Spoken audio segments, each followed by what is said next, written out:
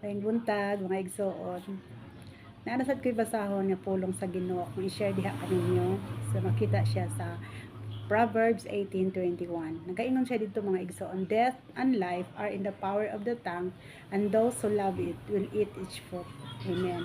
Sa Bisaya mga igsoon, nagaingon siya dito ang iyang pulong sa Proverbs 18:21. Ingon na pulong sa Ginoo.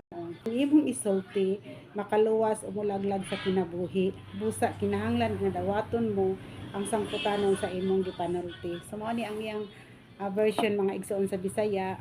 So nindot ganahan ko dito sa English nga ginaingon dito nga death and life are in the power of the tongue, and those who love it will eat its fruit. No?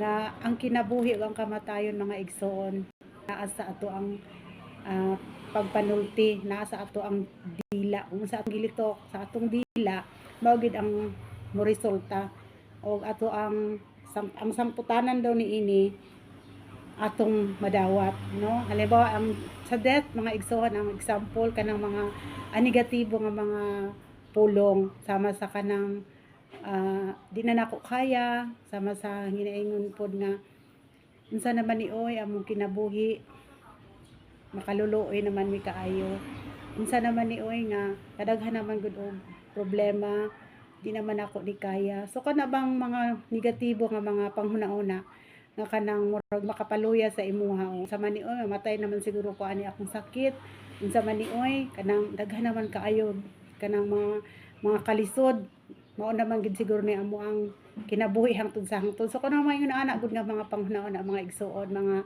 mga negatibo nga mga panghuna-una. So mao na siya ang dito nakalinya sa death.